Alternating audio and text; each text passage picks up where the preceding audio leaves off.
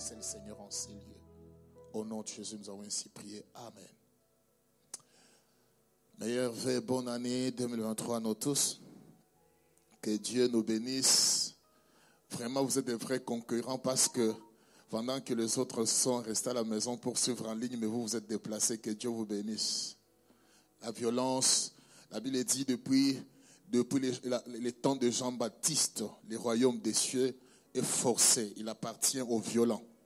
Et je pense que parmi les violences cette année, nous devons être parmi les violences cette année qui viendront tout le temps pour apprendre du maître et comment aller de conquête en conquête, parce qu'il y a plusieurs territoires que nous devons conquérir. Mais que cela ne reste pas une théorie, que cela ne reste pas une pensée, mais que cela devienne une réalité. La Bible dit, la parole a habité au milieu de nous, pleine de grâce et de vérité, et nous avons contemplé sa gloire comme la gloire du Fils unique de Dieu. Que la parole se fasse chair. La parole a été déclarée que cette année, c'est une année de conquête.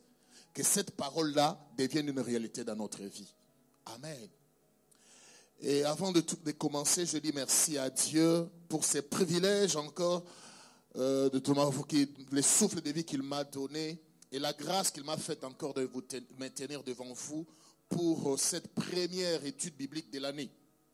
En même temps, je dis merci à l'homme de Dieu, le pasteur Hick, de m'avoir responsabilisé. C'est un privilège, en même temps c'est une responsabilité. Parce que quand toi tu commences déjà la première étude biblique, tu ne sais pas si tu es dans la vision, tu n'es pas dans la vision. Mais je crois que le Saint-Esprit nous aidera pour communiquer la pensée de Dieu par rapport à cette vision de l'année. Amen. Et je dis merci à nous tous qui sommes ici présents, à ceux qui nous suivent au travers des médias.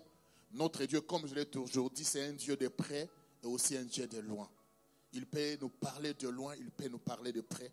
Mais je nous encourage d'être en présentiel parce qu'il y a une autre atmosphère dans le présentiel qu'à distance. Que Dieu soit béni. Nous avons pour thématique que nous allons, pour cette étude biblique qui commence aujourd'hui, notre pensée s'intitule « Comprendre la conquête et ses principes ». Comprendre la conquête et ses principes. Quand on parle de la conquête, quand on dit les comprendre, c'est-à-dire nous allons chercher à avoir le contenu de ces concepts ou de ces mots conquête. Qu'est-ce qu'il y a à l'intérieur de la conquête? Nous allons bien définir les choses parce que c'est la définition des choses qui permettent de bien comprendre la chose en question. Vous savez, quand on commence un cours, que ce soit à l'école secondaire, à l'école primaire ou à l'université, quand l'enseignant entre dès le premier jour, le premier chapitre, c'est quoi? C'est la définition des concepts. Pourquoi? Parce que pour que les gens déjà se fassent l'idée du contenu du cours. Et aujourd'hui, par la grâce de Dieu, nous allons faire aussi la même chose pour donner un contenu à ces concepts ou à ces mots conquête. Et après avoir donné du contenu à ces thèmes de l'année, nous allons maintenant chercher à comprendre les principes ou les lois attachées à la conquête. Voilà en fait notre pensée pendant cette étude biblique. Pour cela, nous avons le verset principal qui est tiré dans le livre des Nombres, chapitre 13, versets 25 à 31. Nombres, chapitre 13, 25 à 31. Pour ceux qui écrivent, ils pourront ajouter Deutéronome, chapitre 1. Deutéronome, chapitre 1, versets 20 à 21. Deutéronome chapitre 1, 20 à 21. Et la troisième lecture sera faite dans Exode chapitre 3. Exode chapitre 3, versets 7 à 8. Nous lisons la parole du Seigneur. Nombre chapitre 13. Nombre chapitre 13, 25 à 31. Ils furent de retour de l'exploration du pays au bout de 40 jours. À leur arrivée, ils se rendirent auprès de Moïse et Aaron, de toute l'assemblée d'Israël à Kadès, dans le désert de Paran. Ils leur firent un rapport, ainsi qu'à toute l'assemblée, ils leur montrèrent les fruits du pays. Voici ce qu'ils racontèrent à Moïse. Nous sommes allés dans le pays où tu nous as envoyés. La vérité, c'est un pays où coule le lait et le miel. Ça c'est bien dit. La vérité est que c'est un pays où coule le lait et le miel. Et voici les fruits. Avant de continuer cet après-midi, j'aimerais nous dire, cette année, nous devons avoir les fruits de cette année. Amen. Ils sont partis, ils ont exploré, ils ont dit, c'est que la vérité, c'est un pays où coule le lait et le miel. Voici les prix, les fruits. Au terme de cette année, chacun de nous doit présenter les fruits de la conquête. Mais le peuple qui habite ces pays est puissant. Les villes sont fortifiées, très grandes. Nous y avons vu les fils d'Anak. Les Amalécites habitent la contrée du Midi. Les Hétiens, les Jébusiens, les Amoréens habitent la montagne. Les Cananéens habitent près de la mer, le long du Jourdain. Caleb fit taire le peuple qui murmurait contre Moïse. Il dit, montons, emparons-nous du pays et nous y serons vainqueurs. Cette année, nous serons vainqueurs. Deutéronome chapitre 1, versets 20 à 21. Je vous dis, vous êtes arrivés à la montagne des Amoréens que l'Éternel notre Dieu nous donne. Vois, l'Éternel ton Dieu met les pays devant toi. Monte, prends-en possession, comme te l'a dit l'Éternel. Les dieux de tes pères, ne crains point et ne t'effraie point. Exode chapitre 3, versets 7 à 8. L'Éternel dit, j'ai vu la souffrance de mon peuple qui est en Égypte. J'ai entendu les cris qui lui font pousser ses oppresseurs, car je connais ses douleurs.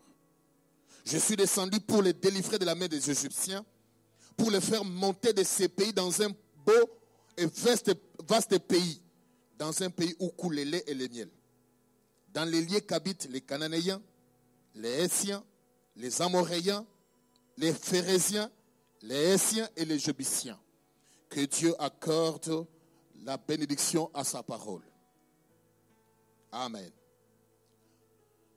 Bien-aimés, avant de commencer mon propos de cet après-midi, j'aimerais nous dire que ce qui est futur pour toi n'est pas futur pour Dieu.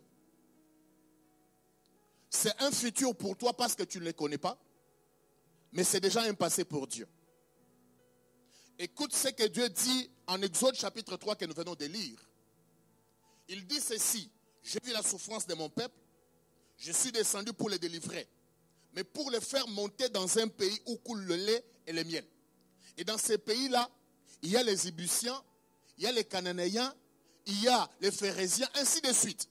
Cela veut dire, pour Dieu, ce n'était pas quelque chose de nouveau. C'est quelque chose qu'il connaissait déjà. J'aimerais nous dire ce soir, avant que nous arrivions en 2023, Dieu connaissait déjà ce qui va se passer en 2023. C'est pourquoi je dis, ce qui est futur pour nous, c'est un passé pour Dieu. Il dit, je vous amène. Quelqu'un ne peut pas amener d'autres personnes quelque part s'il ne maîtrise pas l'environnement. On ne peut amener l'autre que là où on maîtrise. Parce qu'on connaît bien la route. J'aimerais nous dire, c'est Dieu qui parle, il dit, il va vous amener dans les pays où coule du lait et du miel. Et non seulement ça, il dit en même temps, dans ces pays-là est habité. Ce pays-là est occupé. Ce territoire-là n'est pas vide. Ce territoire-là est occupé. Nous pouvons peut-être croire que quand on parle de conquête, on ne peut pas conquérir un territoire qui est vide. On ne peut conquérir que le territoire qui est occupé. Qu'est-ce qu'on entend par conquête? Conquête, c'est l'action de conquérir. Et selon le dictionnaire Robert, conquérir, c'est acquérir par les armes, soumettre par force. C'est-à-dire, pour conquérir, il faut utiliser les armes. C'est-à-dire, il faut prendre par force. Quand on nous dit que cette année, c'est une année de conquête, ça nous demande de nous armer. Ça nous demande d'avoir la force. C'est avec la force que nous pourrons conquérir. Amen. Ce n'est pas que tu vas conquérir sans avoir les armes. Nous n'allons pas conquérir Belgique sans les armes. Il nous faut les armes. Quand conquête est synonyme de déposséder. Quand on parle de déposséder, ça signifie enlever à quelqu'un la possession de quelque chose. Vous devez déposséder. Quand on dit je vais conquérir, ça dit tu vas déposséder quelque chose. La chose est détenue par quelqu'un, mais tu vas prendre cette chose par force. Tu vas lui enlever ce qu'il a. Amen. Et dans le livre de Luc, l'épître, évangile de Luc chapitre 11, verset 21, il dit, lorsqu'un homme fort est et bien armé, on dit d'abord il est fort. Et deuxième chose, il est armé. C'est-à-dire cette année, non seulement nous devons être forts, nous devons aussi être bien armés. Il dit, si un homme fort et bien armé garde sa maison, ce qu'il possède est en sécurité. Cela veut dire, on ne peut pas ravir quelque chose à quelqu'un qui est fort. On ne peut pas ravir quelque chose à quelqu'un qui est bien armé. Mais cette personne, on dit, non seulement la personne c'est-à-dire la personne est forte. La deuxième des choses, il est armé. Cela veut dire, s'il n'utilise pas les armes, il peut utiliser la force physique pour te mettre KO. Amen. Il dit, si l'homme, sa maison, ce qu'il possède est en sécurité.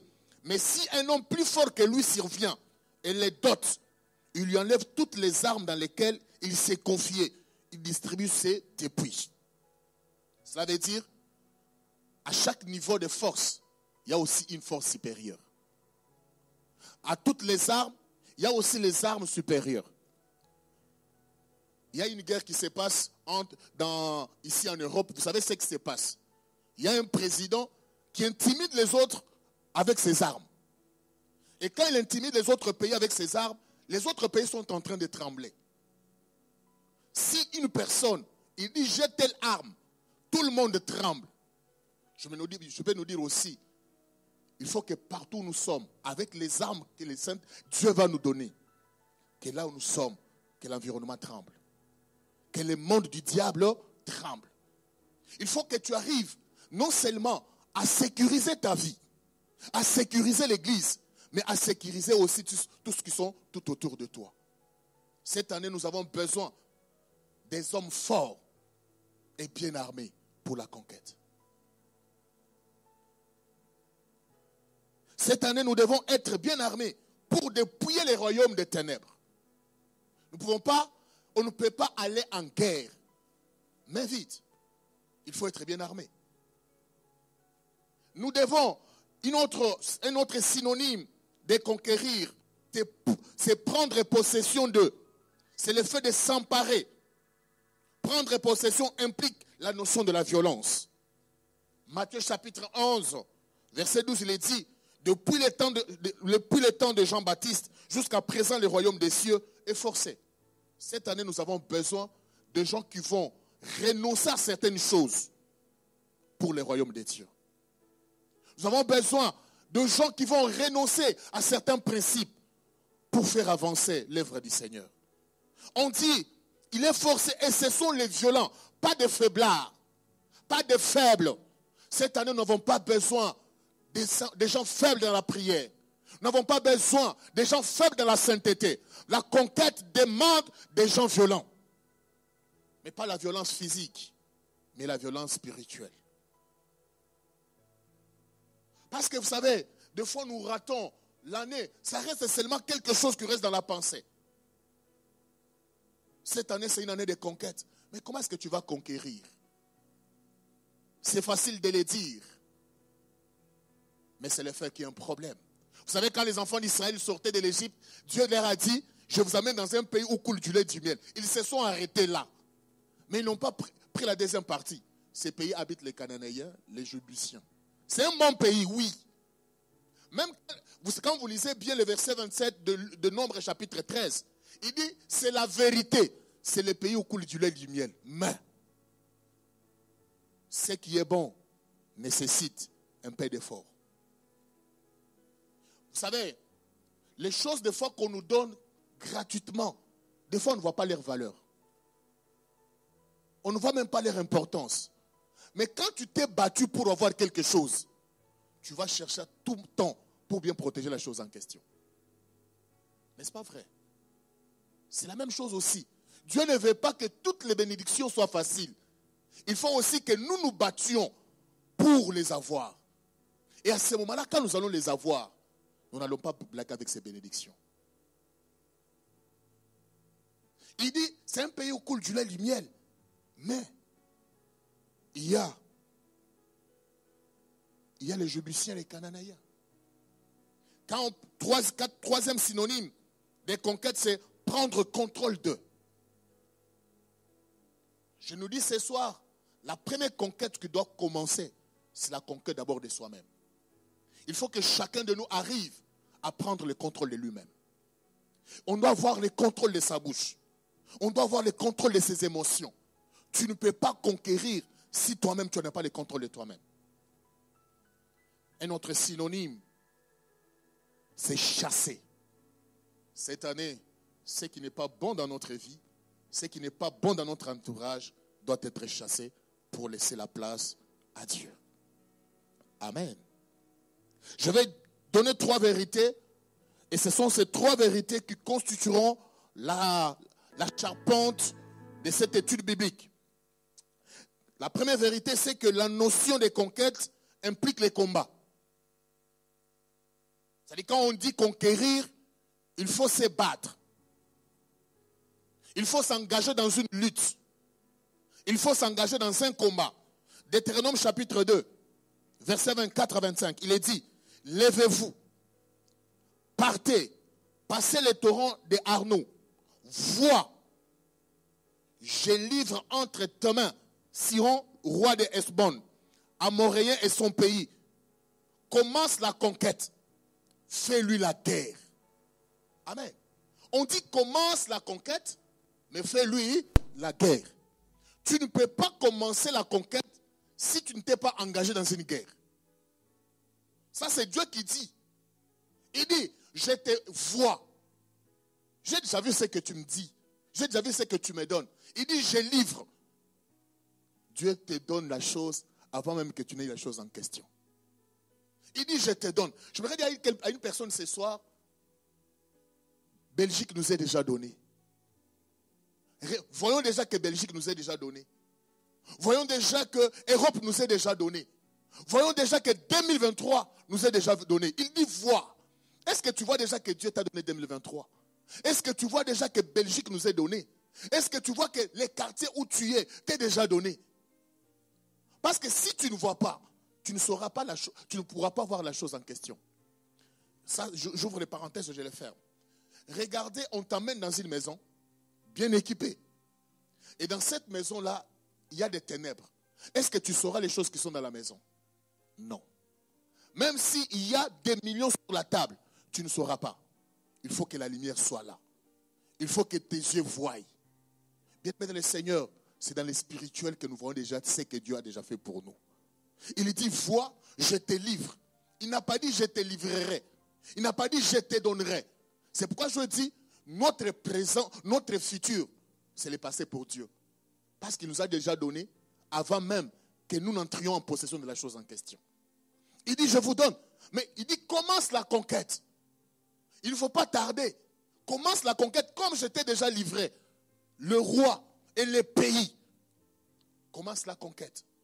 Je crois que cette année, même les autorités communales, même les autorités du pays, je crois que Dieu nous a déjà donné ces personnes. Et non seulement il nous donne les pays, mais en même temps il nous donne les rois. Il nous donne toutes les autorités.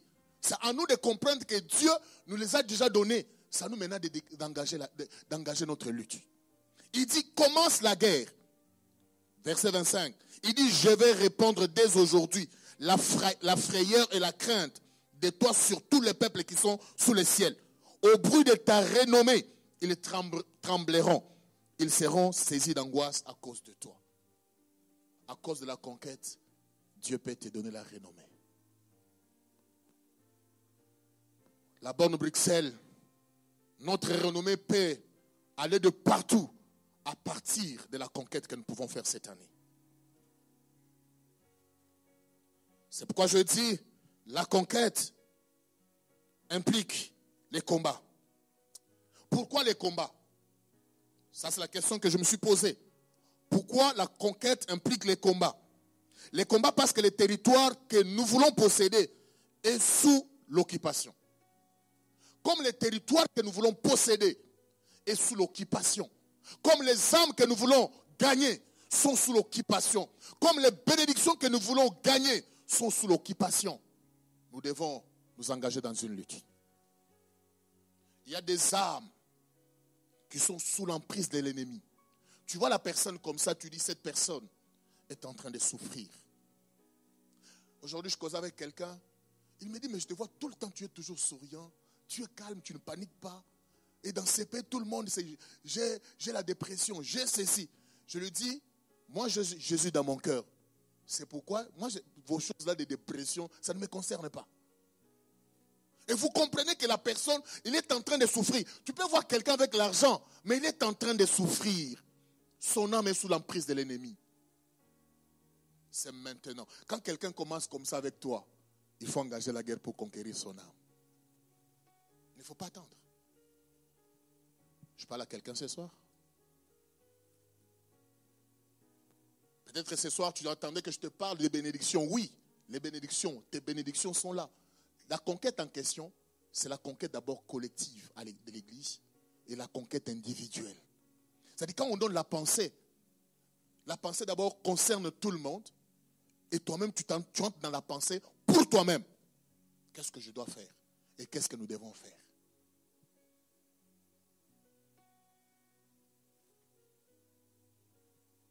Le territoire est sous occupation. C'est comme nous venons de le lire dans Exode chapitre 3, versets 16 à 17. Vous savez, la Bible dit, il y a de la joie au ciel quand une âme s'est convertie. Mais pourquoi cette âme doit se convertir? C'est parce qu'elle était de l'autre côté. Comme cette âme était de l'autre côté, quand elle s'est convertie, il y a la joie au ciel. Mais il faut d'abord qu'elle se convertisse pour que la joie soit au ciel. C'est un pays où il y a du lait et du miel, où coule du lait et du miel. Mais pour que le lait et le miel coulent, il faut d'abord déposséder. Il faut d'abord conquérir les territoires. Nous voulons que cette année, le ciel se réjouisse. Mais pour que le ciel se réjouisse, nous devons nous engager dans la lutte. Il faut que cette année, nos familles soient délivrées. N'est-ce pas la Bible dit, crois au Seigneur Jésus. Tu seras sauvé toi et ta famille.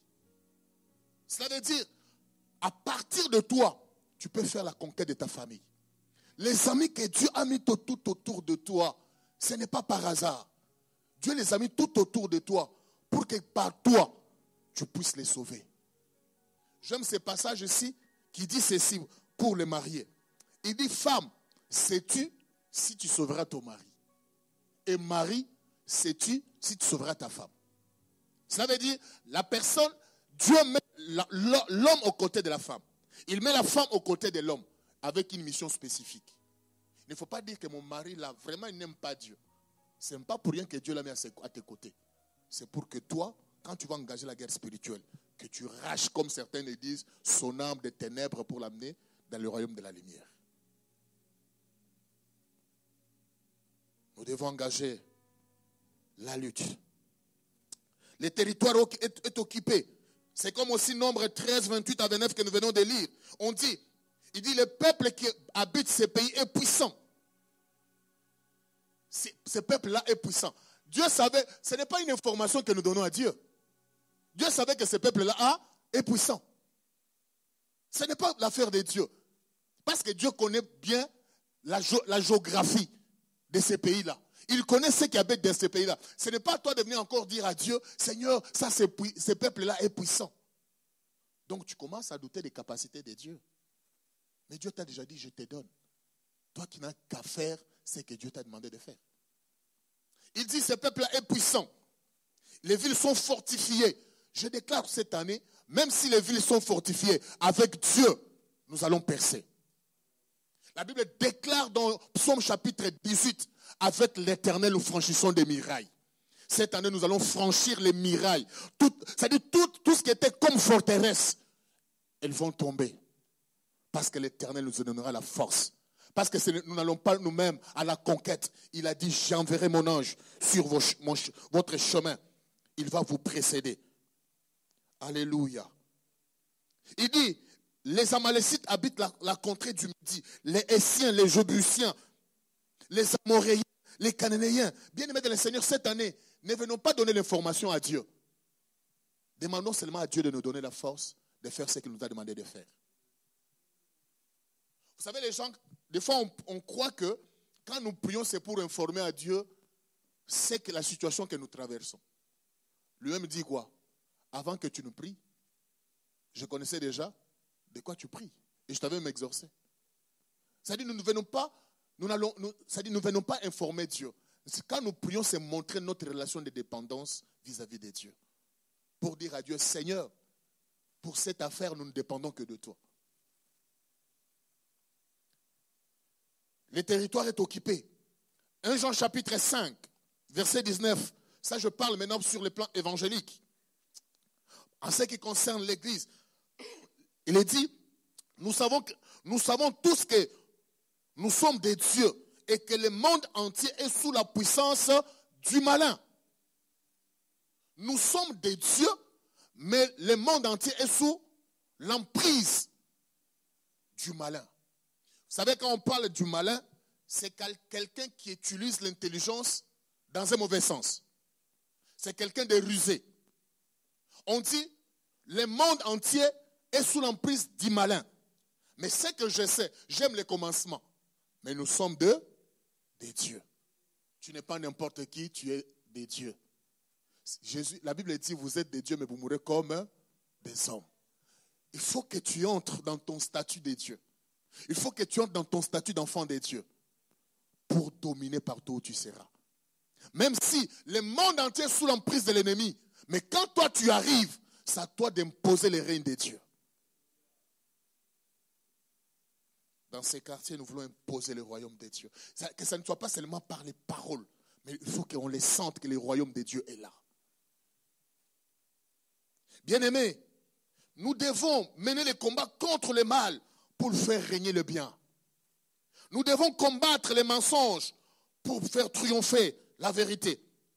Nous devons combattre contre les antivaleurs pour imposer les valeurs du royaume. Nous devons combattre les ténèbres pour faire régner la lumière des dieux. Nous devons combattre les règnes de Satan pour faire régner le royaume des dieux, pour faire venir le royaume des dieux. Combattre les désirs de la chair. Les désirs de la chair t'empêcheront de conquérir ton année. Les désirs de la chair t'empêcheront de conquérir les âmes perdues. Bien-aimé, il faut que tu regardes, que tu entres dans toi-même. Les désirs de la chair sont en opposition avec les désirs de l'esprit. L'impudicité, l'impureté, la dissolution, l'idolâtrie, la magie, les inimitiés, les querelles. Tu peux dire, je ne suis pas impudique. Mais tu es jaloux. C'est une œuvre de la chair que tu dois combattre. Tu peux dire, je ne suis pas jaloux. Mais tu es là tout le temps en train de te disputer. C'est une œuvre de la chair. Tu peux te dire, je ne suis pas ceci, mais tu es ivrogne. C'est l'œuvre de la chair que tu dois combattre. Avant d'aller conquérir les autres, commence d'abord par conquérir toi-même. Commence par combattre ce qui empêche le royaume de Dieu de venir dans ta vie. Par là, j'aimerais nous dire, 2023, nous sommes dans une mission. La mission de renversement. Renversement du pouvoir du diable pour installer ou instaurer le royaume des dieux. Le renversement du pouvoir du péché pour installer la communion avec le Seigneur. Bien aimé, il y a certaines choses, il y a certains combats que tu ne livreras jamais. Mais ta communion avec le Seigneur te donnera le dessus même sur tes ennemis. Je n'ai pas vu Daniel faire les combats spirituels avec ceux qu'il accusait. Mais tellement qu'il était en communion avec le Seigneur, sa communion l'a défendu.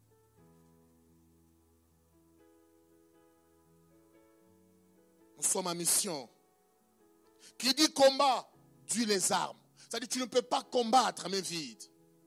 Tu dois avoir les armes. Amen. Tu dois avoir les armes. Il est dit dans 2 Corinthiens chapitre 10, versets 3 à 5. Si nous marchons dans la chair, nous ne combattons pas selon la chair. Et car les armes avec lesquelles nous combattons ne sont pas charnelles, mais elles sont puissantes par la vertu de Dieu pour renverser les forteresses. Nous renversons les raisonnements et toute hauteur qui s'élève contre la connaissance de Dieu et nous amenons toute pensée captive à l'obéissance de Christ.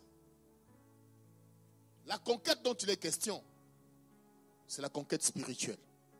Comme la conquête est spirituelle, les armes que nous devons utiliser doivent être les armes spirituelles. Il dit, nous ne combattons pas selon la chair. Il ne faut pas haïr quelqu'un pour dire que c'est ma tante, c'est mon oncle, c'est ma maman qui est à l'origine de ma souffrance. Non! La Bible dit, aimez ceux qui vous haïssent. Aimez vos ennemis. Utilise les armes spirituelles. C'est ça même la raison de cette étude biblique. Je vais te montrer les armes que tu vas utiliser pour conquérir cette année. Conquérir les armes et conquérir d'abord toi, te conquérir toi-même pour Dieu. Éphésiens chapitre 6, verset 11, il est dit, revêtez-vous de toutes les armes de Dieu, afin de pouvoir tenir ferme contre le ruse du diable. On a dit dans 1 Jean chapitre 5 que nous sommes des dieux et que le monde entier est sous l'emprise du malin. Mais en même temps, Dieu prépare les armes. Tellement qu'il est malin, tellement qu'il est risé. On a dit, revêtez-vous de toutes les armes. On n'a pas dit certaines armes, on a dit toutes les armes de Dieu. Dieu a des armes. J'aimerais te dire, cette année, tu n'es pas n'importe qui, tu es le soldat de Christ. Comme tu es le soldat de Christ, tu es au front. Nous sommes au front. Comme nous sommes au front, nous n'allons pas utiliser nos armes. Nous allons utiliser les armes de celui qui nous a envoyés. Je n'ai jamais vu un militaire aller au front avec ses propres armes. Il n'a jamais acheté ses propres munitions. C'est ce que l'autorité lui donne. C'est ce qu'il va utiliser. Cette année, bien-aimé de le Seigneur, n'utilise pas les munitions des hommes. N'utilise pas ce que les hommes vont te dire. Utilise les munitions que l'autorité suprême va te donner. Et quand tu vas les utiliser, la conquête sera une réalité. La défaite ne sera pas dans notre camp. La défaite sera dans les camps de l'ennemi. Il dit toutes les armes de Dieu. Je dis la conquête implique les combats. Deuxième vérité, la conquête nécessite d'avoir l'idée claire des territoires ou du territoire à conquérir. Il faut avoir l'idée claire ou la pensée bien claire du territoire ou des territoires à conquérir. Vous savez, des fois, il y a les gens qui disent qu'ils font les combats spirituels. Mais je ne sais pas quel est l'ennemi qu'ils combattent. Ils combattent quelqu'un qui est dans la chair. Qu'il meure, qu'il fasse ceci. C'est-à-dire, il faut, quand tu veux faire la conquête, que tu saches quel est le territoire que je dois conquérir. Dieu dit ceci. Les pays, je vous donne les pays où coule du lait et du miel. Et ces pays où coulent les Cananéens, les Jébusiens. J'aime la suite, il dit, je les chasserai. Ce n'est pas toi qui vas les chasser. C'est le territoire que Dieu a déjà préparé pour toi. C'est ta zone d'influence. Même si ta zone d'influence-là est occupée, c'est Dieu qui va s'occuper de ceux qui occupent ce territoire-là. Mais l'essentiel d'abord, il faut que tu puisses avoir l'idée claire, la pensée claire de ce que tu vas conquérir. Lisons la parole de Dieu. Regarde ce qu'il dit. Dans Deutéronome chapitre 2, verset 24, que nous venons de lire tantôt. Il dit, vois. Il n'a pas dit, ferme les yeux. Vois, le territoire est déjà donné. C'est-à-dire, si tu ne vois pas, tu ne peux pas posséder. Avant de posséder, il faut d'abord voir. C'est comme j'ai le micro ici. Je dis, frère Jérémie, prends le micro. La première des choses, il doit voir le micro. À ce moment-là, il va tendre la main pour les prendre. Mais si on ne voit pas, on va prendre comment? C'est pourquoi il commence par leur dire, vois. Vous verrez que même quand il dit à Josué quand ils arrivent à Jéricho, il dit à Josué, vois, je livre Jéricho et ses rois.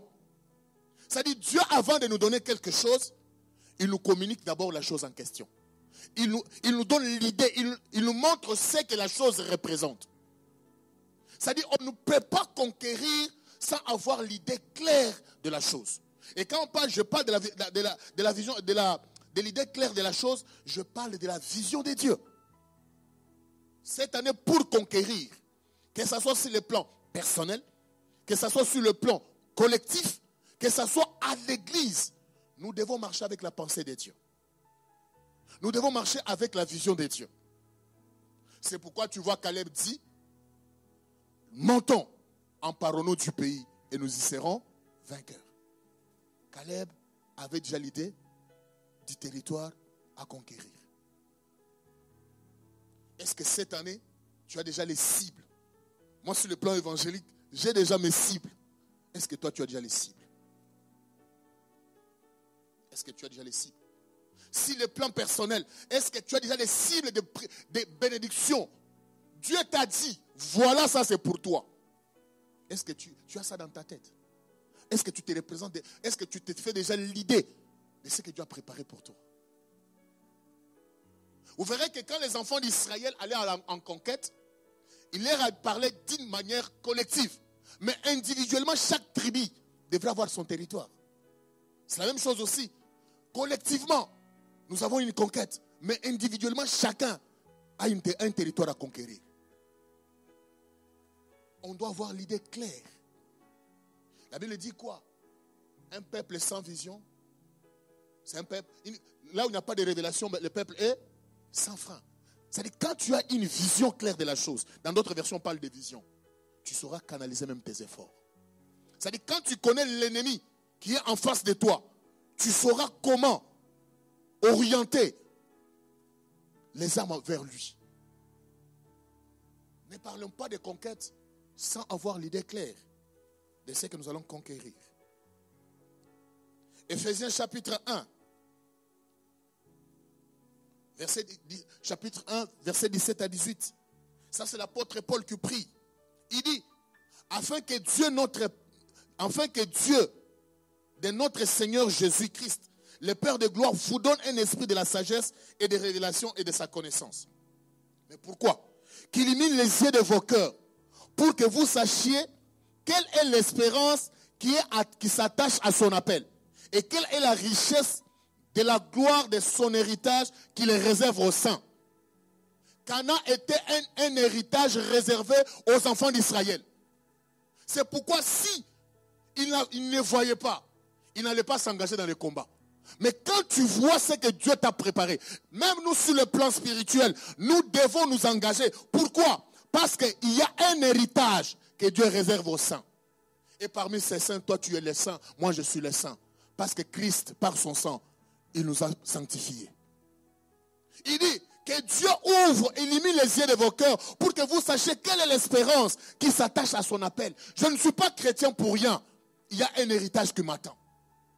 C'est pourquoi je dois me priver de certaines choses. Je dois m'engager dans les combats parce que je sais qu'il y a un héritage qui m'attend. Il dit, non seulement l'héritage, il dit, et la richesse de la gloire. Il y a une gloire qui nous attend. Non seulement il y a un héritage au sein, mais il y a aussi une gloire qui nous attend. Mais pour que, c'est-à-dire, il faut que tu puisses avoir l'idée claire de la gloire que Dieu te réserve. À ce moment-là, tu pourras t'abstenir de beaucoup de choses. Parce que tu te dis, la gloire que Dieu me réserve est plus grande que la compromission de ce monde.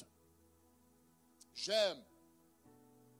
pourrais aborder ces points les jours qui viennent. La Bible dit, Moïse devenu grand, refusa d'être appelé le fils de la fille de Pharaon. Pourquoi?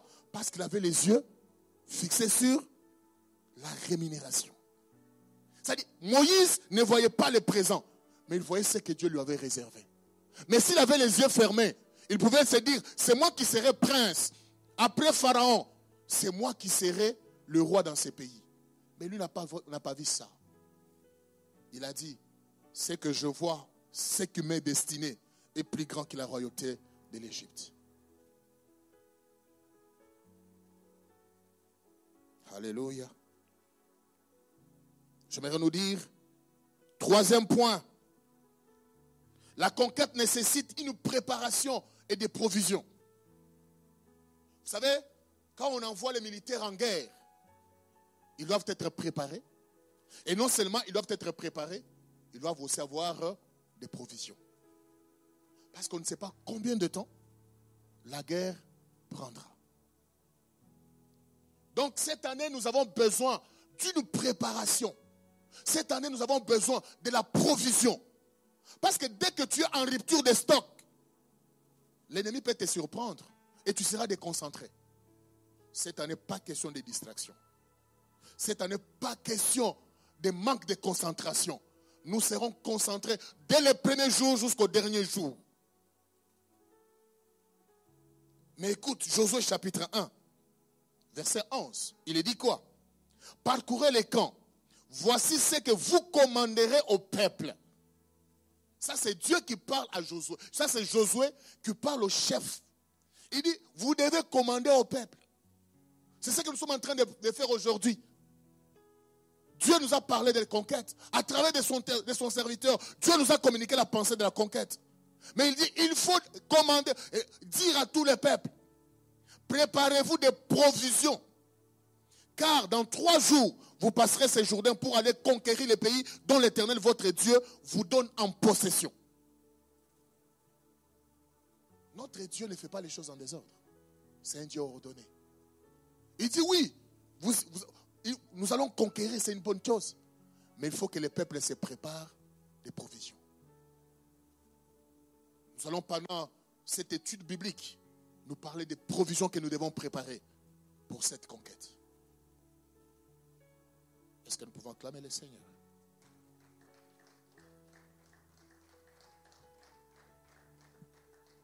Pendant les quelques minutes qui restent, je vais aborder le premier point aujourd'hui. Nous avons dit, quand on parle de conquête, ça implique les combats. Et quand on parle du combat, ça demande les armes. Ce soir, je vais parler des armes du chrétien pour la conquête. Je vais parler des armes du chrétien pour la conquête. Bien-aimé dans le Seigneur, tu ne pourras pas conquérir main vide. Il te faut des armes. Il me faut des armes. Ce sont les armes que nous allons utiliser qui vont faire de nous des conquérants. Et les armes que nous utilisons, ce ne sont pas comme les armes de l'ennemi. Nous devons utiliser nos propres marques. Parce que si nous utilisons les mêmes marques que l'ennemi, la guerre prendra longtemps, durera longtemps. Mais nous devons utiliser nos propres armes. C'est comme nous l'avons lu dans Ephésiens chapitre 6, versets 11 à 16. À 18, nous reprenons cette lecture. Il est dit, revêtez-vous de toutes les armes de Dieu. Ça, c'est la première des choses. On dit revêtez-vous. C'est-à-dire portez sur vous toutes les armes. On n'a pas dit que certaines armes. Si elles sont 10, toutes ces armes-là doivent être sur toi. Toutes ces armes-là doivent être sur moi. Pour quelle raison? Il dit, afin de pouvoir tenir ferme contre le ruse du diable. Ça, c'est la première raison pour laquelle tu dois avoir toutes les armes sur toi. C'est pour tenir contre la ruse du diable. Verset 12. Car nous n'avons pas à lutter contre la chair et le sang. Comme ce n'est pas les combats corps à corps, chair à chair, nous n'allons pas utiliser les armes, les kachnikovs des hommes. Nous allons utiliser les armes fabriquées dans l'usine de Dieu. Parce que nous n'avons pas à lutter contre la chair et le sang. Dans l'autre version, on dit, parce que nous n'avons pas à lutter, pas seulement contre la chair et le sang. Cela veut dire aussi, nous devons aussi lutter contre la chair et le sang. C'est-à-dire contre les passions et les désirs de la chair. Mais contre les dominations, contre les autorités, contre les princes de ce monde, des ténèbres, contre les esprits méchants dans les lieux célestes. C'est-à-dire, on dit contre les dominations. Regarde dans ta vie. Qu'est-ce qui domine ta vie? Est-ce que c'est Dieu qui domine ta vie? Ou il y a une autre personne qui domine ta vie? Les enfants d'Israël ont pleuré, ils ont dit, les autres maîtres dominent notre vie. Il dit contre les autorités. Que seule l'autorité de Dieu soit reconnue dans ta vie. Que seule l'autorité de Dieu soit reconnue dans ta famille. Que seule l'autorité de Dieu soit reconnue dans ton travail. Que seule l'autorité de Dieu soit reconnue là où tu es. Parce que toi, tu es le représentant de Dieu partout où tu dois être. Il dit contre les autorités, contre les princes de ce monde, des ténèbres, contre les esprits méchants dans les lieux célestes. Verset 13. Ces armes sont en effet normales. Le verset suivant, s'il vous plaît. Moi, j'ai une autre version. Il dit, c'est pourquoi, prenez toutes les armes de Dieu. C'est pour la deuxième fois qu'on cite les armes de Dieu. Au verset 11, il dit, les armes de Dieu. Au verset 13, on dit encore, les armes de Dieu. Prenez toutes les armes. Deuxième chose, on dit toutes. Tu n'as pas des armes que tu dois trier. Tout. Tu entres dans les unes de Dieu, ou bien tu entres dans les magasins logistiques, tu prends toutes les armes. On dit toutes les armes de Dieu. On dit, afin de pouvoir résister. La première des choses, on dit pour tenir ferme. Et la deuxième des choses, pour faire quoi? Pour résister. C'est-à-dire, le diable viendra pour te soumettre dans une lutte. Mais pour résister, il faut avoir ces armes. C'est pourquoi la Bible dit, soumettez-vous sous l'autorité de l'Éternel. Lui comme le commandant suprême. Résistez au diable. Il fera quoi? Il fuira loin de vous. C'est-à-dire quand on dit, soumettez-vous sous l'autorité, ce n'est pas mon autorité. C'est le pouvoir de Dieu en moi qui fera fuir le diable. C'est pourquoi les armes que je dois utiliser pour résister contre l'ennemi, ce ne sont pas mes armes, ce sont les armes de Dieu. Afin de pouvoir résister dans les mauvais jours et tenir ferme après avoir tout surmonté. C'est-à-dire, il y aura des mauvais jours. La vie chrétienne n'est pas une vie de facilité, mais c'est une vie de possibilités, comme l'avait dit un serviteur de Dieu. Ne crois pas que quand tout sera rose dans la vie chrétienne. Dans la vie, tout ne sera pas rose. Jésus, un jour, avant de quitter ses disciples, dans Jean chapitre 16, il leur dit, vous aurez des tribulations, mais sachez que j'ai vaincu le monde. Moi, je ne m'engage pas dans les combats pour arracher la victoire, mais je m'engage dans la lutte, mais je suis déjà dans la victoire, parce que Jésus a déjà vaincu pour moi. La Bible dit, dans toutes ces choses, nous sommes plus que vainqueurs par celui qui nous a aimés. C'est-à-dire, il dit non seulement pour résister au diable dans les mauvais jours. Quand les mauvais jours viendront, ce sont les armes là qui t'aideront. Quand les épreuves viendront, tu vas dire, Dieu n'est pas un menteur. La Bible dit que tout le monde soit reconnu infidèle. Que lui seul soit connu fidèle. Il est fidèle à sa parole. Je continue. Il dit, verset 14, tenez donc ferme, ayez à vos reins la vérité pour ceinture. Ça, c'est la première arme. La première arme, c'est la vérité. Et je vais vous faire voir pourquoi dans les combats de la conquête, on doit utiliser la vérité. Deuxième, il dit, ayez à vos reins la vérité comme ceinture. Revêtez-vous de la cuirasse de la justice. Mettez pour chaussures à vos pieds les ailes que donne l'évangile de paix. Prenez par-dessus tout cela les boucliers de la foi avec lesquels vous pourrez éteindre tous les traits enflammés du malin. 17. Prenez aussi les casques du salut et l'épée de l'esprit qui est la parole de Dieu. Verset 18. Faites en tout temps par l'esprit toutes sortes de prières et de supplications. Veillez à cela avec une entière persévérance et priez pour tous les saints. Je vais commencer ce soir, si je pourrais terminer, gloire à Dieu. Si je ne termine pas, je pourrais continuer ça à la prochaine séance. Il est dit, ces armes sont normalement celles de Dieu, ce ne sont pas les armes des hommes. Ça, c'est la première vérité par rapport à ces passages. Deuxième vérité, c'est que toutes les armes doivent être utilisées. Parce que chacune d'elles a une utilité. Chaque arme ou chaque pièce de l'équipement des militaires a une utilité. C'est-à-dire, la ceinture a son utilité, l'épée a son utilité, les casques a son utilité, les boucliers a son utilité. C'est pourquoi on dit nous devons nous revêtir de toutes ces armes. Tu n'iras pas en guerre contre l'ennemi avec certaines armes.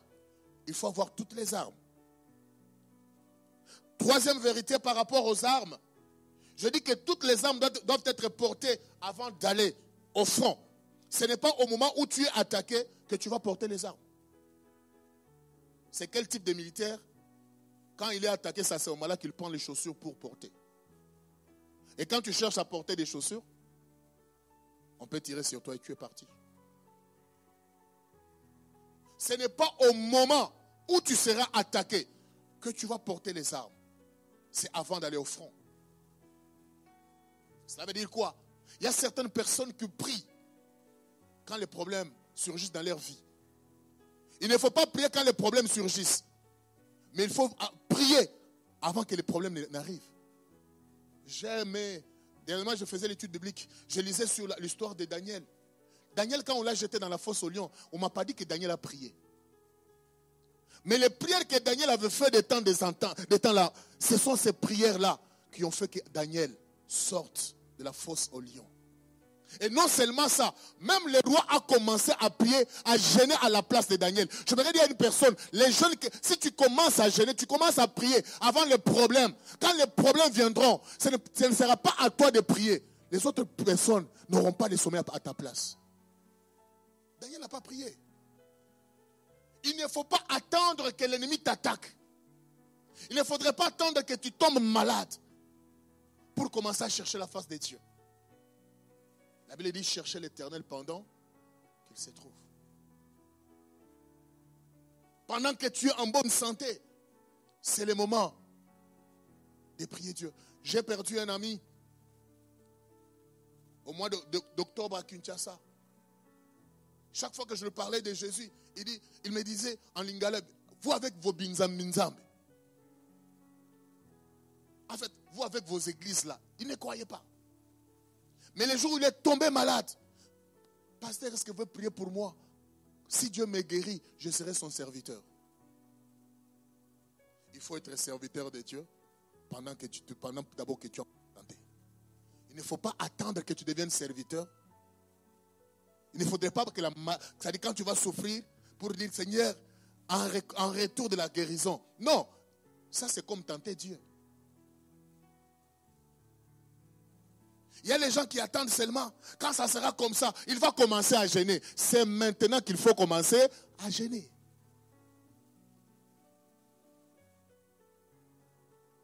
Alléluia. Je disais, les armes doivent être portées avant d'aller au front. Ce n'est pas au moment où on est attaqué. Prendre quelques-unes de ces armes et laisser d'autres, c'est laisser l'occasion à l'ennemi de nous attaquer, d'attaquer la partie qui n'est pas armée. Supposons par exemple que tu as pris l'épée et que tu n'as pas les boucliers. Qu'est-ce que l'ennemi va faire? Il va t'attaquer, n'est-ce pas? Ton épée ne pourra pas servir, ne pourra pas remplacer les boucliers. Ton épée ne pourra pas remplacer les casques. Ton épée ne pourra pas remplacer la ceinture. Toute arme est importante et a son utilité. Mais la première, et j'ai catégorisé ces armes en deux groupes. Il y a les armes qu'on appelle les armes défensives. Il y a aussi les armes offensives. Les armes défensives, c'est les armes qui nous protègent. C'est-à-dire quand nous sommes attaqués, l'ennemi lance le lance-roquettes, il lance les flèches.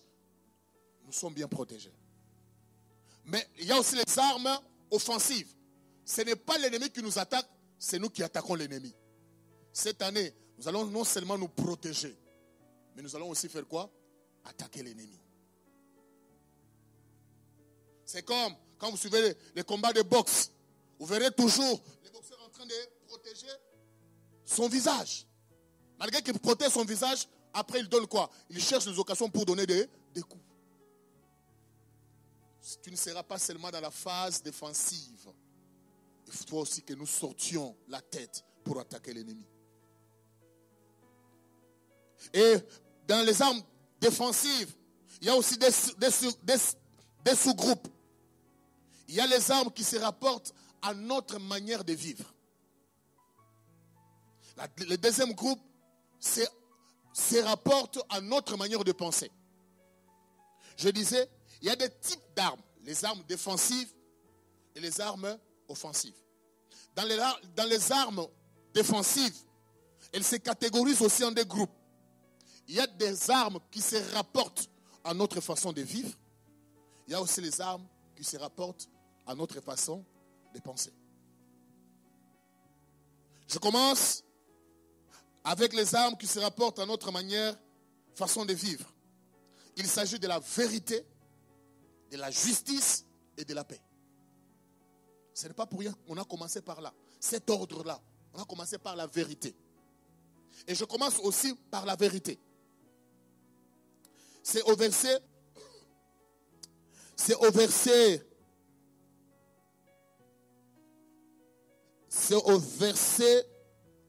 14. Tenez donc ferme, ayez à vos reins la ceinture, la vérité pour ceinture. On dit à vos reins. Vous savez, l'apôtre Paul, en parlant des armes spirituelles, des armes du chrétien ou les armes de Dieu, il a fait la comparaison avec ce qui s'est passé avec les militaires romains. Comme il a passé des temps aussi à Rome, il voyait comment ça s'est passé. Vous savez, quand tu vois, la ceinture est très importante pour un militaire. Vous savez, si un soldat porte son pantalon et que son pantalon n'a pas de ceinture, est-ce qu'il sera concentré? Est-ce qu'il saura courir? Il ne saura pas. Même à la ceinture, il attache même l'épée à sa ceinture. On dit à vos reins. Quand on parle des reins, on voit les dispositions intérieures de la personne. Pourquoi la vérité? Parce que l'ennemi, on dit, il est le père du mensonge. Tu ne peux pas combattre l'ennemi avec la même arme qu'il utilise. Comme lui est père des mensonges, nous, qu'est-ce que nous devons utiliser? Nous devons utiliser la vérité. Nous devons nous poser la question, est-ce que dans notre vie, est-ce que nous avons la vérité dans notre bouche? Est-ce que il y a la vérité là où nous travaillons? La vérité est très importante. La vérité signifie être préparé à accomplir la volonté de Dieu. Dire la vérité, rien que la vérité. Et la vérité là ne se rapporte pas aux réalités du monde. Les gens parlent de la réalité, c'est-à-dire dans le monde quand on parle de réalité, c'est-à-dire quand on parle de la vérité, ça se reporte aux faits qui existent déjà. Mais nous quand nous parlons de la vérité, c'est en rapport avec la parole de Dieu. En rapport avec les prescrits de la parole de Dieu. Quel que soit ce que le monde peut dire, quel que soit ce que le monde peut me proposer, si ce n'est pas dans la Bible, je n'accepterai pas, ce n'est pas la vérité. Les gens commencent à torturer la vérité. C'est-à-dire pour gagner certaines choses, ils commencent à torturer les Saintes Écritures. Ils commencent à interpréter la Bible à leur guise. Ce n'est pas la vérité. C'est ce que nous appelons les faux prophètes et les faux docteurs. Les diables, c'est le père des mensonges. Jean chapitre 8, verset 44. Il est dit, vous avez pour père les diables et vous voulez accomplir ses désirs, les désirs de votre père. Il a été meurtrier dès le commencement. Il ne tient pas dans la vérité parce qu'il n'y a pas la vérité en lui. Toi, tu veux combattre les diables, mais en toi là, il n'y a rien de vérité. C'est-à-dire quand tu ouvres la bouche, sur 100% des mots que tu sors, 1% seulement, la vérité. Le reste là, c'est du mensonge. Alléluia. Mais comment est-ce que tu pourras conquérir? Tu pourras combattre comment sans vérité dans ta bouche? Or, Jésus-Christ lui-même s'appelle « Je suis la vie, je suis le chemin, la vie et la vérité ». La vérité, c'est Jésus-Christ lui-même. C'est-à-dire la première arme que tu dois avoir, c'est avoir Jésus dans ta vie. Quand Jésus est dans ta vie, tu marcheras dans la vérité et tu diras la vérité à tout le monde. C'est-à-dire la personne, si tu vois quelqu'un mentir pour se faire valoir, cela veut dire que cette personne n'a pas encore Jésus dans sa vie. Et quelqu'un qui n'a pas Jésus dans sa vie, il ne peut jamais combattre l'ennemi. J'aimerais nous dire ce soir, en ce début de l'année, Jésus doit être rempli dans notre vie. La vérité doit être remplie dans notre cœur. C'est en ce moment-là que nous sortirons vainqueurs. Je vais donner 5 vérités par rapport, 5 éléments fondamentaux. En fait, je n'aime pas dire fondamentaux. Quelques réalités par rapport à la vérité. La première réalité, la vérité nous fait croître à l'image de Jésus. Éphésiens chapitre 4, verset 15. Il est dit, mais en professant la vérité dans la charité, c'est-à-dire nous disons la vérité dans l'amour, nous croissions à tous égards en celui qui est le chef de Christ. C'est-à-dire la vérité nous aide à avancer dans la vie. La vérité nous aide à progresser dans la vie chrétienne. Mais le contraire, c'est que les mensonges nous font régresser. Et celui qui n'a pas la vérité en lui ne triomphera jamais. Il faut dire la vérité à ton mari. Il faut dire la vérité à tes enfants. Il faut dire la vérité à ton chef. Partout où nous devons être, c'est la vérité qui doit nous habiter. On dit, en nous disant la vérité, nous allons progresser à tous égards. On n'a pas dit dans certains domaines, mais dans tous les domaines. Je dirais à quelqu'un ce soir, tous les domaines de ta vie, tu peux aller de l'avant à partir de la vérité. Les gens disent que toute vérité n'est pas bonne à dire. Même si elle n'est pas t'écouter la mort, il faut d'abord la dire. C'est Dieu qui va s'occuper du reste. Alléluia. Tous les domaines.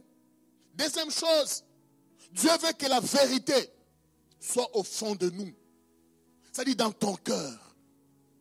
C'est-à-dire quand tu sors, tu ouvres ta bouche, on dit ce qu'il dit, c'est la vérité.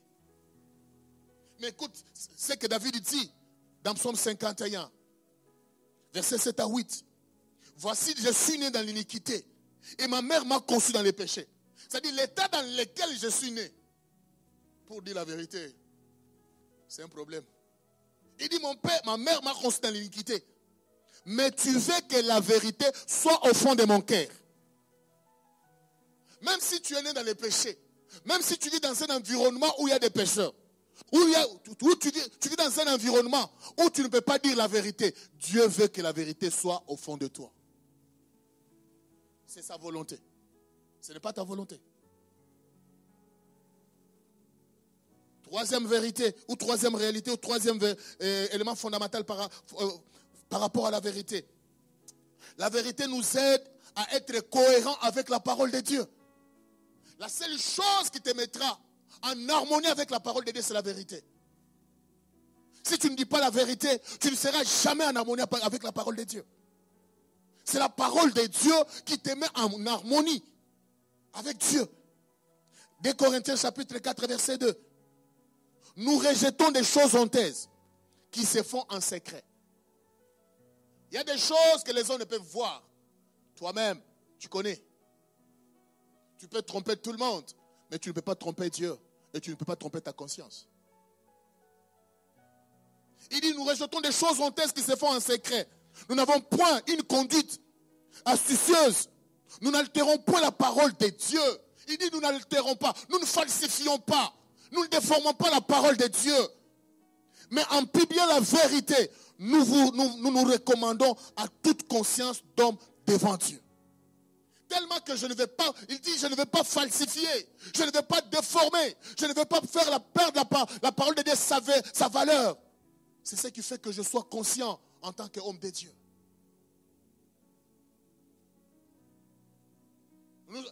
La plupart, ils ne disent pas la vérité. Tellement que les fidèles ne lisent pas les Écritures. Ils croient alors que ce n'est pas la vérité. La plupart des serviteurs commencent à falsifier les choses, à altérer la valeur de la parole de Dieu.